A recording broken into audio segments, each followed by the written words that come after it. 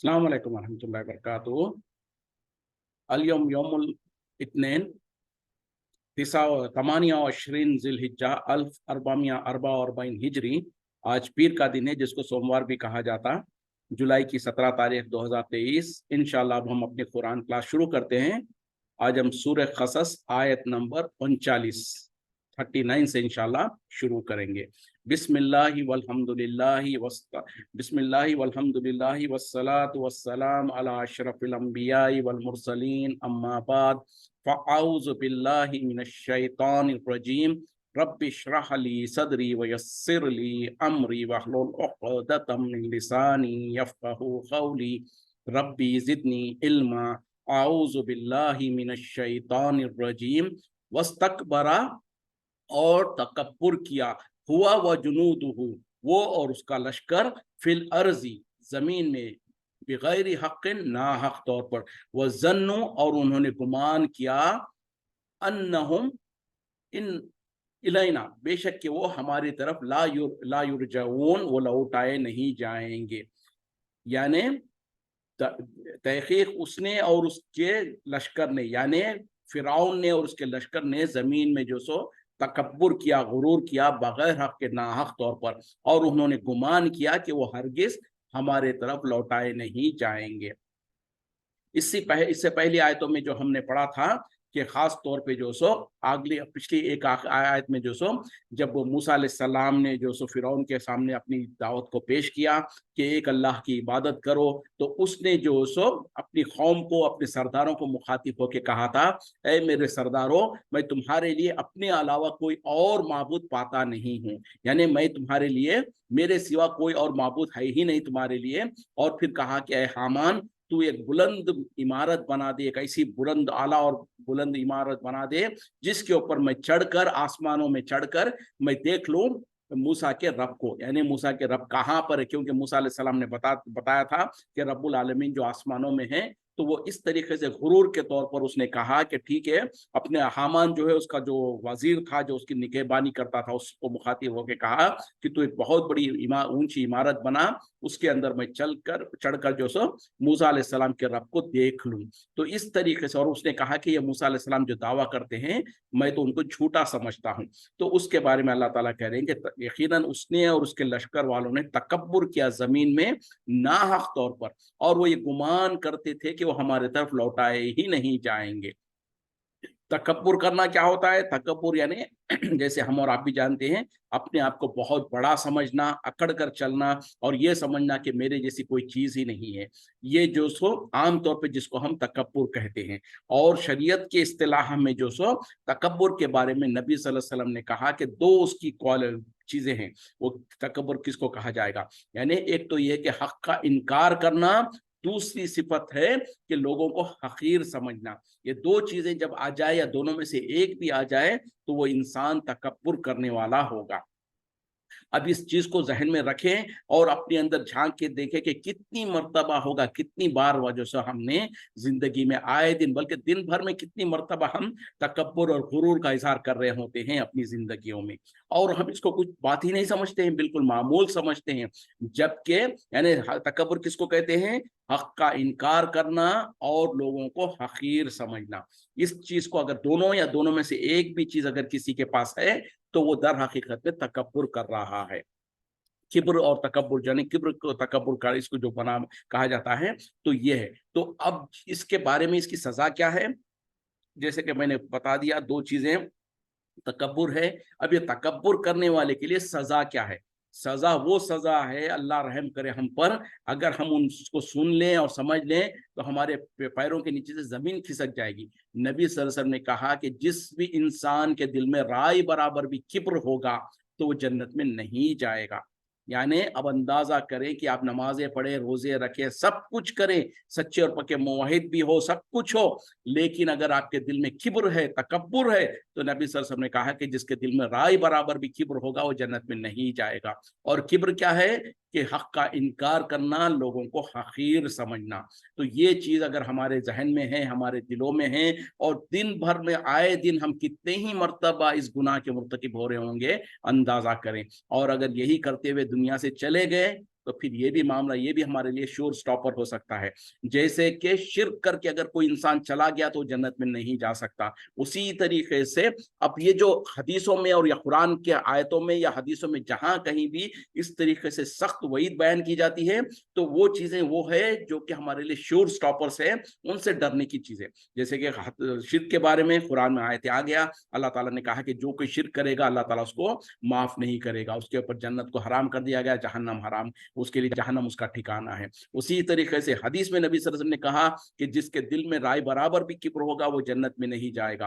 اور کبر کے بارے میں کیا کہا کہ وہ جو لوگوں کو حقیر سمجھتے ہوں یا حق کا انکار کرتے ہوں. تو یہ چیز سے بھی ہم کو اتنا ہی بچنے کی ضرورت ہے جتنا کہ شرک سے بچنے کی ضرورت ہے. اور اب یہاں پر اللہ تعالیٰ کہہ رہے ہیں کہ فرعون اور اس کے لشکریوں نے تکبر کیا، غرور کیا. مطلب کیا ہے کہ جیسے کہ فرعون نے اپنے آپ کو خدائی کا دعویٰ کر دیا. اس نے تو کہا، قرآن میں دوسری جگہ پہ کہا، وہ کہتا تھا کہ انا ربکم الاعلی، میں تمہارا سب سے بڑا رب ہوں. اور جیسے کہ ہم پچھلی آیت پڑھے ہیں، وہ اپنے لوگوں کو کہتا تھا کہ میں تمہارے لیے اپنے علاوہ کوئی اور خدا کو دیکھتا ہی نہیں ہوں، میں جانتا ہی نہیں. تو یہ کبر کی بڑی علامت تو نہیں تو اور کیا ہے؟ یعنی تکبر اور غرور. اور اس میں حق کا انکار کیا ہے کہ حق یہی ہے کہ وہ اللہ کا بندہ ہے، چاہے اس کے پاس جتنی مال و دولت تھی ہوگی، جتنی طاقت تھی، سب کچھ تھی، اس کے باوجود بھی حقیقت یہی ہے کہ وہ اللہ کا ایک حقیر بندہ تھا اور وہ حقیر بندے کی جیسا ہی مرا ہے. لیکن وہ یہ سمجھ لینا کہ میں خدا ہوں، خدائی کا دعویٰ کرنا اور لوگوں کو اپنا غلام بنا کے رکھنا، یہ حق کا انکار تھا. اور اسی طریقے سے لوگوں کو حقیر سمجھنا، یقیناً وہ تو لوگوں کو حقیر سمجھتا ہی تھا. بنی اسرائیل کو اپنا غلام بنا کے رکھا تھا اور کسی کو بھی اہمیت نہیں دیتا تھا. تو دونوں صفتیں اس کے اندر موجود تھی. اس کی وجہ سے اللہ تعالیٰ کہہ رہے ہیں کہ وہ اور اس کا لشکر جو ہے کبر کر رہے تھے زمین میں بغیر حق کے. مطلب کیا ہے کہ اللہ کا بندہ ہے وہ. فرعون جو سو چاہے جتنی اس کے پاس مال و دولت تھی، جتنی سلطنت تھی، جتنی طاقت تھی، اس کے باوجود حقیقت تو یہی ہے کہ وہ اللہ کا بندہ ہے. لیکن وہ اپنے آپ کو خدا سمجھنے لگا، خدائی کا دعویٰ کرنے لگا. تو یہ ناحق ہے، حق نہیں ہے اس کو کہ وہ خدائی کا دعویٰ کرے. تو اسی لیے اللہ تعالیٰ کہہ رہے ہیں کہ وہ اور اس کے لشکر نے تکبر کیا زمین میں ناحق طور پر. اور دوسرا کیا ہے، انہوں نے یہ سمجھ رکھا تھا، یعنی یہ گمان کر رکھا تھا کہ ہم کو تو حقیقی جو رب ہے، حقیقی جو مالک ہے، اس کے طرف لوٹ کر ہی نہیں جانا ہے. یعنی آخرت پر ان کا ایمان نہیں تھا، جس کی وجہ سے وہ سمجھتے تھے کہ ہم کو کون پوچھنے والا ہے، ہم کو کون پکڑنے والا ہے، دنیا میں تو ہم سے بڑا کوئی طاقتور نہیں ہے، ساری مخلوقات پہ میری حکم چلتی ہے، میری سلطنت چلتی ہے، تو لہٰذا مجھ کو کون پوچھنے والا ہے. لیکن وہ بھول چکا تھا، اس کو یہ بات کا پتہ نہیں تھا کہ آخر کتنی بھی زندگی رہیں گی، ایک نہ ایک دن مجھ کو مرنا ہے. اور مرنے کے بعد جس رب نے، جس مالک نے مجھے پیدا کیا ہے، اس کے سامنے مجھے جانا ہے. تو یہ چیز وہ نہیں کرتے تھے. لہٰذا اللہ تعالیٰ کہہ رہے ہیں کہ انہوں نے کبر کیا، تکبر کیا، اور یہ گمان کرتے تھے کہ وہ دو ہمارے طرف لوٹ کر ہی نہیں آئیں گے. فَأَخَذْنَاهُ، بس ہم نے اسے پکڑ لیا، وَجُنُودَهُ، اور اس کے لشکر کو، وَنَبَذْنَاهُمْ بِالْيَمِّ، پھر ہم نے انہیں پھینک دیا دریا میں. فَانظُرْ، بس دیکھیے، کیف کان، کیسا ہوا، عاقبۃ الظالمین، انجام کار ظالموں کا. دیکھیں، چونکہ وہ زمین میں تکبر اور غرور کرتے تھے اور یہ گمان کرتے تھے کہ ہم کو تو اللہ کے طرف لوٹ کر جانا ہی نہیں ہے، تو اللہ تعالیٰ کہہ رہے ہیں کہ ہم نے انہیں پکڑ لیا، اسے بھی اور اس کے لشکر کو بھی پکڑ لیا، اور ہم نے انہیں دریا میں پھینک دیا. اور دیکھو تو صحیح کہ کیسا انجام کار ہوا ہے ظالموں کا. اور یہاں پر ظالم سے مراد دنیا کا جو ظلم ہے وہ بھی ہے، اور اس سے بھی زیادہ شرک ہے. کیونکہ فرعون اور اس کا لشکر جو ہے وہ دنیا میں لوگوں پر ظلم بھی کرتے تھے، اور اس سے بھی زیادہ اللہ کے ساتھ لوگوں کو شریک کرتے تھے. جیسے کہ اس کا لشکر پورا کا پورا فرعون کو خدا مانتا تھا، اور خود فرعون جو ہے سو اپنے آپ کو خدا سمجھتا تھا اور اپنے علاوہ کی اللہ کو مانتا ہی نہیں تھا. تو اس گناہ کی وجہ سے اللہ تعالیٰ کہہ رہے ہیں کہ ہم نے اس کو اور اس کے لشکر کو دریا میں پھینک دیا. یہ کیا واقعہ ہے؟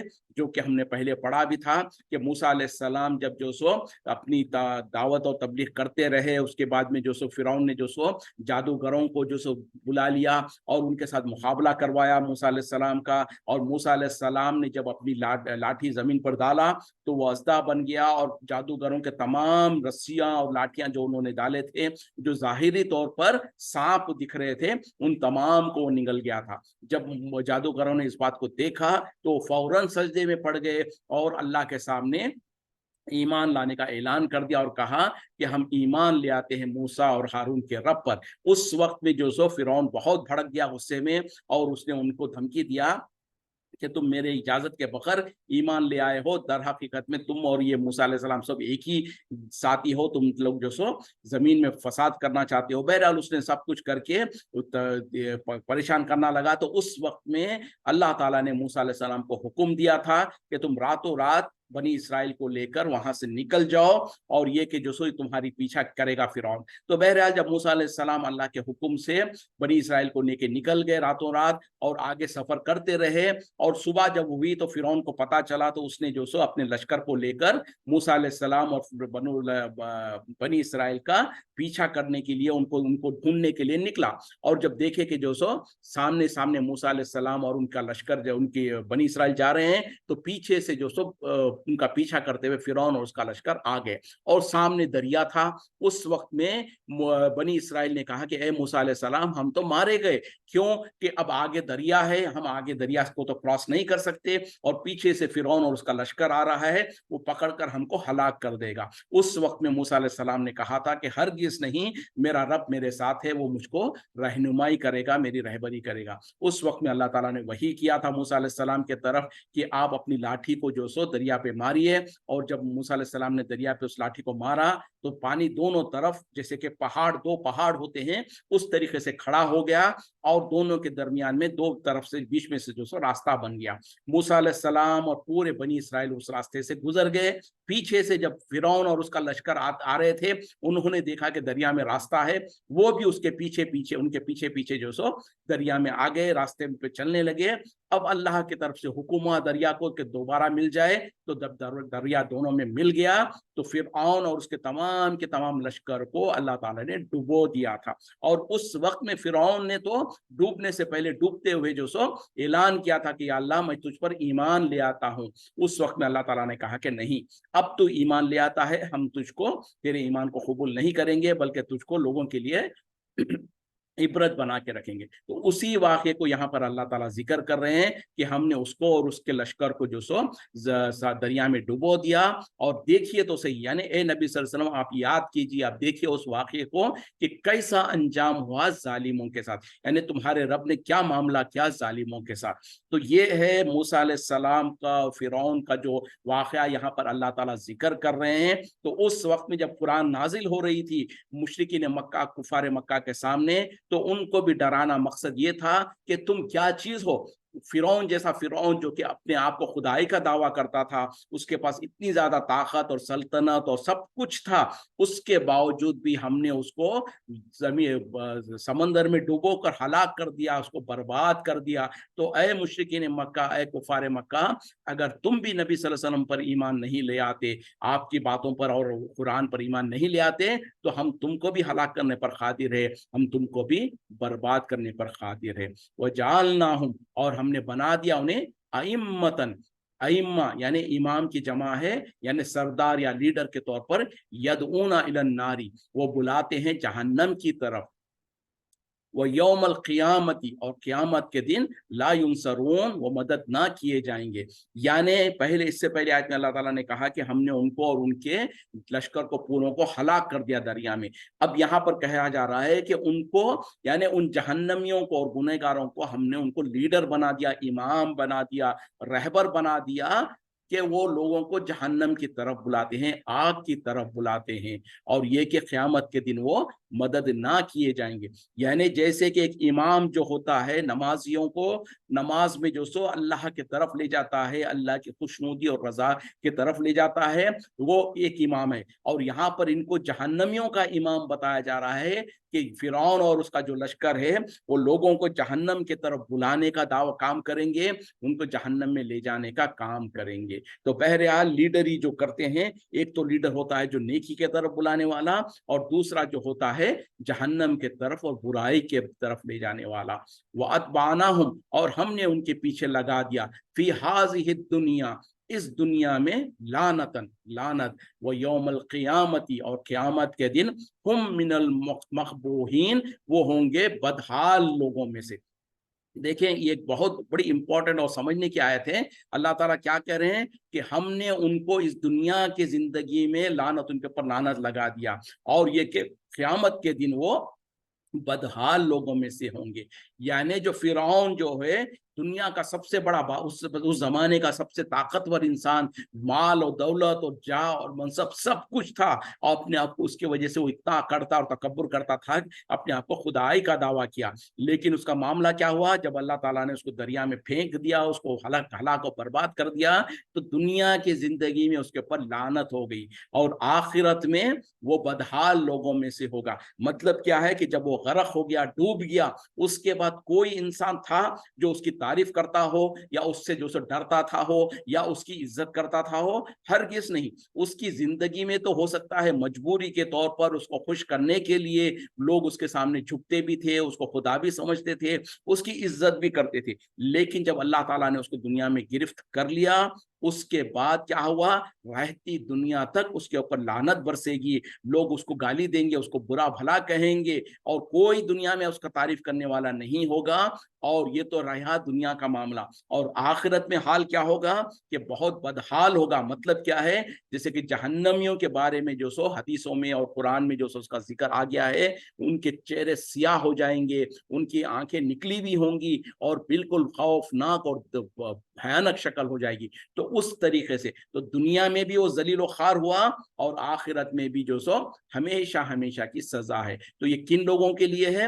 ان لوگوں کے لیے جو کوئی بھی تکبر اور غرور کرتا ہے، جو کوئی حق کو قبول نہیں کرتا، اور جو کہ دنیا میں اللہ کے ساتھ شرک کرتا ہے، ایک اللہ کی عبادت نہیں کرتا، تو اس کے دنیا میں بھی اس کی ذلیل و ذلت اور رسوائی ہوگی، اور آخرت میں تو اس کے لیے ہمیشہ ہمیشہ کا عذاب ہے۔ تو یہ فرعون کے اگر واقعے کو ہم پڑھیں اور اس میں سمجھے تو جو سو ہمارے لیے بہت بڑی عبرت کی بات ہوگی کہ اس اتنے طاقتور انسان کے ساتھ اللہ تعالیٰ نے یہ معاملہ کیا کہ دنیا میں رہتی دنیا تک اس پر لوگ لعنت کریں گے، اور آخرت میں بھی وہ تباہ اور برباد رہے گا۔ تو ہم اور آپ کس کھیت کی مولی ہے؟ ہم کو اگر اللہ تعالیٰ نے کبھی تھوڑا مال دے دیا، کسی کو تھوڑا حسن دے دیا، کسی کے پاس کوئی صلاحیت دے دیا، تو وہ بھی اس طریقے سے کرتے ہیں، اس طریقے سے غرور کرتے ہیں کہ وہ پھر جو سو جا کر تکبر اور غرور کا جو سو ارتکاب کرتے ہوئے وہ بھی جہنم میں جانے کے مستحق ہو جائیں گے، اگر دنیا میں موت سے پہلے توبہ نہیں کیا تو۔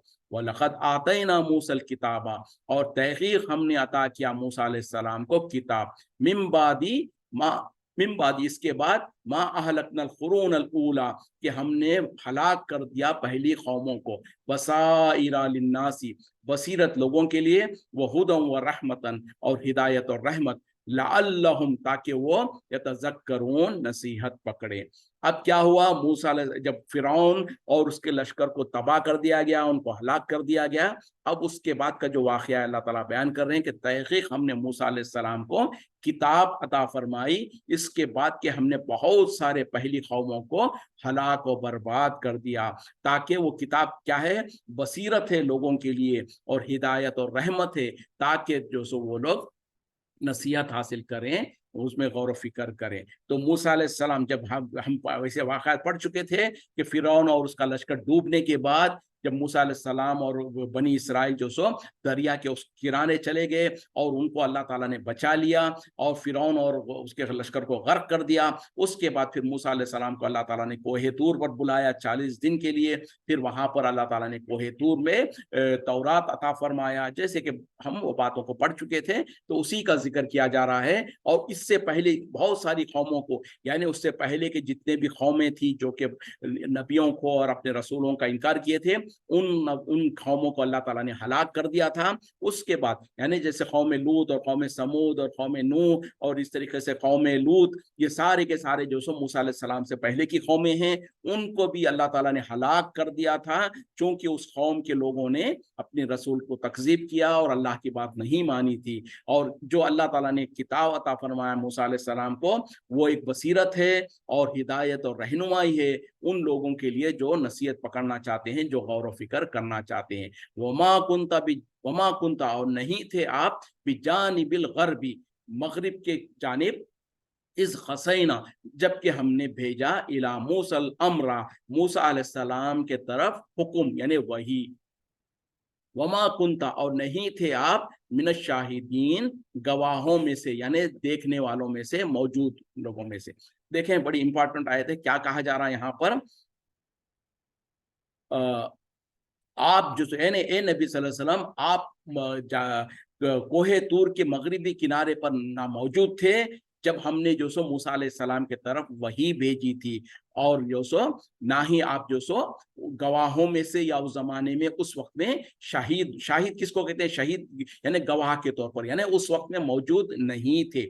یعنی اے نبی صلی اللہ علیہ وسلم، نہ تو آپ جبکہ ہم موسیٰ علیہ السلام کی طرف وحی کر رہے تھے اور موسیٰ علیہ السلام سے کلام کر رہے تھے، نہ اس وقت میں آپ کوہ طور کے پاس تھے، نہ ہی جب ہم نے ان کی طرف کتاب بھیجی اس وقت میں آپ ان کے طرف تھے، اور نہ ہی یہ کہ آپ اس وقت میں موجود تھے یا اس وقت میں گواہ تھے۔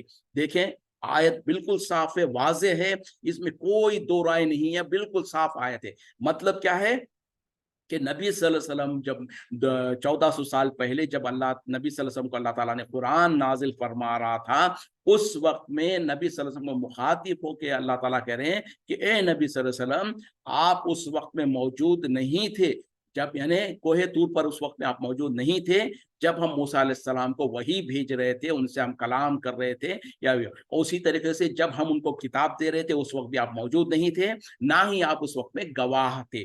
تو مطلب کیا ہے؟ یہ جو ہم واقعہ آپ کو بیان کر رہے ہیں، یہ تو ہم وحی کے ذریعے سے آپ کو بیان کر رہے ہیں، جس کے وجہ سے آپ کو اس کا علم ہو رہا ہے، ورنہ تو آپ اس وقت میں موجود نہیں تھے۔ اب یہ کس کا عقیدہ ہے؟ یہ کس کا فرمان ہے؟ یہ اللہ کا فرمان ہے، اور اللہ تعالیٰ یہ دو ٹوک الفاظ سے ثابت کروا رہے ہیں قرآن میں ذکر کر کے۔ ہمارے آپ کی قصے کہانی نہیں ہے، ہمارے آپ کے فلاں فلاں بزرگ لکھے سو کتابوں کے اندر کے جھوٹے واقعات نہیں ہیں کہ جس کے اندر جو چاہے لکھ دو اور کہہ دو کہ یہ دین ہے، یہ قرآن کا نچوڑ ہے، فلاں ہے فلاں ہے۔ یہ قرآن ہے، قرآن کا کلام ہے، اور اللہ تعالیٰ نبی صلی اللہ علیہ وسلم کو مخاطب ہو کر کہہ رہے ہیں کہ آپ اس وقت میں نہ تو کوہ طور پر تھے، نہ آپ اس وقت میں گواہ کے طور پر یا حاضر یا اس وقت میں دیکھنے والے تھے۔ لیکن آج ہم مسلمانوں کا عقیدہ کیا ہے؟ ہم میں سے اکثر مسلمانوں کے بارے میں، بلکہ خود اپنے تجزیہ کر کے دیکھ لیجیے کہ ہمارا عقیدہ کیا ہے نبی صلی اللہ علیہ وسلم کے بارے میں، کہ آپ صلی اللہ علیہ وسلم جو سو ہمارا ان کے بارے میں ہمارا عقیدہ کیا ہے۔ تو اکثر لوگوں کے اندر یہ بات عقیدہ ہے، اور ساتھ میں ان کے بڑوں نے ان کو یہ بات کہا ہے، اور بلکہ ڈٹائی کے ساتھ کہتے ہیں کہ نبی صلی اللہ علیہ وسلم جو سو ہمیشہ سے تھے، ہمیشہ سے ہے۔ آپ صلی اللہ علیہ وسلم کے بارے میں یہ کہتے ہیں کہ جو سو آپ جو سو جو کچھ ہو چکا اس کا بھی آپ کو علم تھا، اور جو کچھ دنیا میں قیامت تک ہونے والا ہے اس کا بھی علم ہے، اور آپ ہمیشہ سے تھے، ہمیشہ تک ہے۔ پھر اسی طریقے سے یہ کہتے ہیں کہ دیکھو، بولے پھر جھوٹی حدیثیں گھڑ دیا، کہا کہ جو سو اللہ تعالیٰ نے سب سے پہلے اپنا نور سے جو سو نبی صلی اللہ علیہ وسلم کو پیدا کیا، پھر نبی صلی اللہ علیہ وسلم کے نور سے جو سو ایک حصہ نکال کر سارے مخلوقات کو پیدا کیا، اور اس طریقے سے من گھڑت اور جھوٹی باتیں گھڑ لیتے ہیں، اور پھر کہتے ہیں کہ نبی صلی اللہ علیہ وسلم ہمیشہ سے تھے، ہمیشہ سے ہے، اور پھر کہتے ہیں کہ اور قرآن کی جو آیتیں तोड़ मड़ोड़ कर लेकर आके कहते हैं कि देखो अल्लाह ताला कह रहा है नबी सल्लल्लाहु अलैहि वसल्लम के बारे में कि आप गवाह, कल क़यामत के दिन आप जो सो पहली कौमों के बारे में गवाही देंगे, और इस तरीके से तो गवाही वही दे सकता है जो कि मौजूद होगा, और अगर मौजूद नहीं होता तो कैसे गवाही देगा। तो लिहाजा इससे साबित होता है कि नबी सल्लल्लाहु अलैहि वसल्लम पहली कौमों के ऊपर जब अजाब आया, पहली कौमों को अल्लाह ताला ने जिस जिस तरीके से अंबिया और रसूल को भेजा, तो सब कुछ नबी सल्लल्लाहु अलैहि वसल्लम ने मुशाहिदा किया, देखा, और इस वजह से आप जो सो गवाही देंगे। अगर ये जो कहा जाता है हमारे जहनों में बिठाया जाता, इसकी दलील कोई नहीं है सिवाय ये कि इधर उधर से तोड़ मड़ोड़ कर बातों को लेकर आने की, रखने की। जबकि कुरान की आयत वाज़े तौर पर दो टोक अल्फाज में अल्लाह ताला कह रहे हैं कि ए नबी सल्लल्लाहु अलैहि वसल्लम, आप उस वक्त पर मौजूद नहीं थे कोहे तूर के ऊपर उसके दाएं जानिब, जब हम जो सो हुक्म भेज रहे थे, वही भेज रहे थे मूसा अलैहि सलाम के पास। तो ये आयत सही, और इसका दो टोक अल्फाज से क्या माने निकलते हैं कि उस वक्त में जबकि मूसा अलैहि सलाम को अल्लाह ताला वही कर रहे थे, नबी सल्लल्लाहु अलैहि वसल्लम मौजूद नहीं थे, बल्कि आपका वजूद भी नहीं था, आप इस दुनिया में थे ही नहीं। इससे बड़ी साफ वजाहत क्या चाहिए। तो फिर अब अकीदा कौन सा सही है, जो कुरान कहता है वो सही है, या हमारे जहनों में जो बिठाया गया हमारे बुरे मौलवियों ने, हमारे बुरे बड़ों ने, और हमने जो देखा देखी अपने महलों में, अपने आस पास में जो कुछ सुना देखा उसको जहनों में बिठा लिया, फिर हमारे पास जो दीन के नाम पर जो किताबें लिखी जाती हैं जिसमें सब कुछ खुराफात भर दिया जाता, वो सही है। तो जाहिर बात है कि कुरान को झुटलाना इंसान के फिर कुफ्र की ऐलान है। तो अगर हम उन बातों को सही समझते हैं तो फिर नौज़ बिल्लाह हम कुरान को झुटला रहे हैं, और अगर कुरान को झुटलाने वाला फिर ईमान से हाथ धो बैठता है, वो मुसलमान ही बाकी नहीं रहता। तो बहरहाल हमारे अकीदों को दुरुस्त करने की जरूरत है। वो क्या है कि अच्छा, फिर मुसीबत ये है, अफसोस की बात ये है कि जो लोग ये कहते हैं कि नबी सल्लल्लाहु अलैहि वसल्लम हमेशा से मौजूद थे और आपको पहले से सब चीज का इल्म था, क़यामत तक जो कुछ होने वाला है सबका इल्म है, फिर वही बेचारे मिलादुन नबी में मनाते हैं। वही बेचारे जो सो 12 रबीउल अव्वल को उनसे पूछो कि ये क्या है, तो कहते हैं कि ये मिलाद है। किसका मिलाद है? नबी सल्लल्लाहु अलैहि वसल्लम का मिलाद है। क्या मतलब? तो कहेंगे कि आज के दिन नबी सल्लल्लाहु अलैहि वसल्लम पैदा हुए थे। तो तब उनके मुंह पर एक जोर से तमाचा मारना चाहिए और मार के कहना चाहिए, जालिमो, एक तरफ तो तुम कहते हो कि आज के दिन 12 रबीउल अव्वल के दिन नबी सल्लल्लाहु अलैहि वसल्लम पैदा हुए, आपकी विलादत हुई, फिर दूसरी तरफ तुम ये बात क्यों कहते हो कि नबी सल्लल्लाहु अलैहि वसल्लम हमेशा से मौजूद है, नबी सल्लल्लाहु अलैहि वसल्लम आज भी, बल्कि कहते हैं कि आपकी वफात हुई नहीं। कुछ लोग तो सरासर इनकार करने वाले हैं। कुछ लोग कहते हैं कि आपके ऊपर एक लम्हे के लिए मौत आई, उसके बाद आप सल्लल्लाहु अलैहि वसल्लम फिर जिंदा है अपने कब्र में, वैसे ही जैसे कि दुनिया में जिंदा थे। ये भी बहुत बड़ा झूठ और बहतान है। अगर ऐसा होता तो क्या नबी साहबा इकराम ने नौज़ बिल्लाह नबी सल्लल्लाहु अलैहि वसल्लम जिंदा होने के बावजूद आपको ले आकर खबर में दफन कर दिया? कितना बड़ा इल्जाम और कितनी बड़ी झूठ है। तो बहरहाल उन लोगों से पूछा जाना चाहिए कि अगर तुम मिलाद मनाते हो और ये कहते हो कि 12 रबीउल अव्वल के दिन नबी सल्लल्लाहु अलैहि वसल्लम की पैदाइश हुई, तो इसका मतलब क्या है कि उससे पहले नबी सल्लल्लाहु अलैहि वसल्लम मौजूद नहीं थे, 12 रबीउल अव्वल को आपकी पैदाइश हुई। तो फिर जब पैदाइश हुई तो तुम ये कैसा कह सकते हो कि वो हमेशा से थे और अल्लाह ताला ने उनको नूर को सबसे पहले पैदा किया, और ये सारा का सारा गलत अकीदा। तो बहरहाल यहाँ पर अल्लाह ताला इस कुरान की आयत के जरिए से दो टोक अल्फाज में ये साबित करना चाहते हैं कि ना ही नबी सल्लल्लाहु अलैहि वसल्लम जो सो अपनी दुनिया में आने से पहले आपके नाम मौजूद थे आप, ना ही मूसा अलैहि सलाम का जब वाक़या हो रहा था उस वक्त में भी आप मौजूद नहीं थे, बल्कि आप सल्लल्लाहु अलैहि वसल्लम को जब अल्लाह ताला ने वही के जरिए से इस कुरान की आयतों को नाजिल किया, तो उसके जरिए से अल्लाह ताला ने आपको मूसा अलैहि सलाम का पूरा वाक़या बयान किया, आपके पैदा होने से लेकर आपका जो सो आपके हाथों जो से एक आदमी का कत्ल हो जाना, फिर कत्ल होने के बाद आप जो सो मिस्र को छोड़कर मदियन की तरफ चले जाना, मदियन में वहां पर जो सो हजरत शुएब अलैहि सलाम की बेटी से उनका निकाह होना, फिर वो 8 या 10 साल तक वहां पर जो सो खिदमत कर कर वापस अपने घर जाने के लिए जब रास्ते में गुजर रहे थे तो कोहे तूर के ऊपर से अल्लाह ताला ने आपको निदा दी और आपको नबी बनाया, और उसको नबी और रसूल बनाकर फिरौन के पास भेजा। फिर फिरौन जब नहीं माना तो फिरौन को गर्क कर दिया गया। तो ये सारा का सारा वाक़या जो है अल्लाह ताला ने वही के जरिए से नबी सल्लल्लाहु अलैहि वसल्लम को बयान किया, कुरान में बयान कर दिया, तब जाके आपको पता चला। उससे पहले आप सल्लल्लाहु अलैहि वसल्लम को ना इस वाक़े का पता था, ना आप उनके दरमियान में موجود تھے۔ تو امید کرتا ہوں کہ میری ٹوٹی پھوٹی جو کوشش سے جو سو آپ لوگوں کے ذہنوں میں اس بات کو اچھی طریقے سے بیٹھ گئی ہوگی کہ نبی صلی اللہ علیہ وسلم کے بارے میں ہمارا کیا عقیدہ ہونا چاہیے۔ یقیناً 12 ربیع الاول 12 ربیع الاول تو یہ تاریخ میں اختلاف ہے، لیکن عام الفیل یعنی ہاتھی والے سال میں آپ صلی اللہ علیہ وسلم کی پیدائش ہوئی۔ وہ 12 ربیع الاول تھی یا 9 ربیع الاول تھی یا کون سا دن تھا، یہ تو اس کے بارے میں اختلاف ہے، لیکن اس سال میں آپ صلی اللہ علیہ وسلم کی پیدائش ہوئی جیسے کہ کسی عام انسان کی پیدائش ہوتی ہے۔ اسی طریقے سے 12 ربیع الاول 13 ہجری میں جو سو نبی صلی اللہ علیہ وسلم کی وفات ہوئی، یہ اس کے بارے میں بھی کوئی شک و شبہ نہیں ہے۔ تو بہرحال اس طریقے سے 11 ہجری میں بہرحال یہ ساری باتوں کا کوئی انکار نہیں کر سکتا۔ تو نبی صلی اللہ علیہ وسلم جیسے کہ کسی اور بشر کی پیدائش ہوتی ہے، آپ کی بھی پیدائش ہوئی، جیسے کہ ہر انسان کو، جیسے قرآن میں اللہ تعالیٰ نے کہا کل نفس ذائقۃ الموت، تمام انسانوں کو موت کا مزہ چکھنا ہے، اسی طریقے سے نبی صلی اللہ علیہ وسلم کو بھی مخاطب ہو کے کہا انک میت و انہم میتون، اے نبی صلی اللہ علیہ وسلم یقیناً آپ کو بھی موت آنے والی ہے، آپ بھی مرنے والے ہیں، وہ لوگ بھی جو آپ کے مرنے کا خواہش کرتے ہیں وہ بھی مرنے والے ہیں۔ پھر اسی طریقے سے تو آپ صلی اللہ علیہ وسلم کے بارے میں اللہ تعالیٰ نے یہ بتا بھی دیا کہ آپ کو بھی موت آنے والی ہے۔ تو جیسے کہ عام انسانوں کو، کسی بھی انسان کو موت آ سکتی ہے، اسی طریقے سے نبی صلی اللہ علیہ وسلم پر بھی اللہ تعالیٰ نے موت کو وارد کیا۔ آپ صلی اللہ علیہ وسلم کی وفات ہو گئی، اس کے بعد آپ کا جسم مبارک مسجد جو کہ کیا کہتے ہیں مدینے کے اندر جو مسجد نبوی ہے، اس کے ساتھ آپ کا جو حجرہ تھا، اس حجرے میں آپ کا جسم موجود ہے۔ تو یہ ساری کی ساری چیزیں حقیقت ہے، اس کا کوئی انکار نہیں کر سکتا ہے۔ تو اس کو ہم کو جیسے کہ قرآن میں بیان کیا گیا ہے، ویسے ہی ہم کو اس کے اوپر عقیدہ رکھنا ہے، محبت کا دعویٰ کرتے ہوئے اور نبی سے عشق کا دعویٰ کرتے ہوئے، غلو کرتے ہوئے، پھر ہم جو سو نبی صلی اللہ علیہ وسلم کو اللہ تک پہنچا دیں، اور پھر اس طریقے سے سارے کے سارے شرکیہ کام کرنے لگے، اس سے ہم کو اجتناب کرنا ہے۔ اور اسی طریقے سے جب نبی کا معاملہ یہ ہے تو کسی بھی بزرگ، کسی بھی ولی کے بارے میں یہ سمجھنا کہ ان کے انتقال کے بعد بھی وہ جو سو دیکھ بھی سکتے ہیں، سن بھی سکتے ہیں، وہ لوگوں کی مدد بھی کر سکتے ہیں، یہ سارا بھی شرکیہ کام ہے، شرکیہ عقیدہ ہے۔